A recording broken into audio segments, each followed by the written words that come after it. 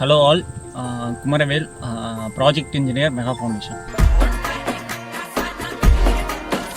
Hi, Vishal, Project Engineer, Mega Foundation. Welcome to this game, I am the dawn. Hi, Ram Prakash, Project Engineer, Mega Foundation. இப்போ நம்ம நின்றுட்டு இருக்க இடம் எதுன்னு பார்த்தீங்கன்னா தஞ்சாவூர் மாவட்டம் பேராவூரணி வட்டம் நாடியம் கிராமத்தில் உள்ள கோட்டைக்குளம். இதுக்கான சீரமைப்பு பணிகள் 2024 மே மாதம் தொடங்கி 2 மாதம் நடந்துச்சு. அதுக்கப்புறம் இப்போ நம்ம வந்து சைட் விசிட்டுக்காக இங்கே வந்திருக்கோம். வந்து பார்க்கும்போது இங்கே நீரின் அளவு வந்து முழு கொள்ளளவு எட்டிருச்சு.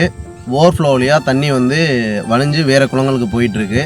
இந்த ஏரியில் வந்து நம்ம 3 குறுங்காடுகள் அமைச்சிருக்கோம். அதில் உள்ள மரக்கன்கள் எல்லாமே வந்து 8 அடிக்கு மேலே போயிருச்சு. இப்போ நம்ம வந்து பார்க்கும்போது இங்கே நீர் காக்காவோட எண்ணிக்கை அதிகமாக இருக்குது. அது இல்லாமல் வந்து கொக்குகளும் அதிகமாக இருக்குது. இங்கே உள்ள தண்ணி வந்து கால்நடைகளுக்கும் பயனுள்ளதாக இருக்குது. அது இல்லாமல் பொதுமக்களும் இதை பயன்படுத்துகிறாங்க. விவசாயத்துக்கு பயனுள்ளதாக இருக்குது. முன்னாடியெல்லாம் வந்து ஒரு மே ஜூன் மாதத்துலேயே இதில் வந்து தண்ணி வற்றிடும். இப்போ வருஷம் ஃபுல்லாகவே இங்கே வந்து தண்ணி இருந்துகிட்ருக்கு. இப்போ இன்னும் மழை காலமே ஆரம்பிக்கலை. இப்போ வந்து ஏரி வந்து முழு கொள்ளளவுமே எட்டிருச்சு. இதுதான் காவேரியோட கடைமடை பகுதி. இதுலேருந்து 2 கிலோமீட்டரில் தான் கடல் இருக்குது. இதை நம்ம சீரமைச்சதுனால நிலத்தடி நீர்மட்டம் பெருகினது மட்டும் இல்லாமல் உப்பு தண்ணி உள்ள வரதையும் தடுக்குது. இதனால் வந்து இங்கே உள்ள நீர் வந்து பெரும்பாலும் வந்து விவசாயத்துக்கு பயன்படுத்துகிறாங்க. விவசாயிகள் வந்து இதனால் பயனடைஞ்சிருக்காங்க. இந்த குளங்கிறது வந்து நார்மலாக வந்து நவம்பர் டிசம்பரில் தான் வந்து ஃபில் ஆகும்.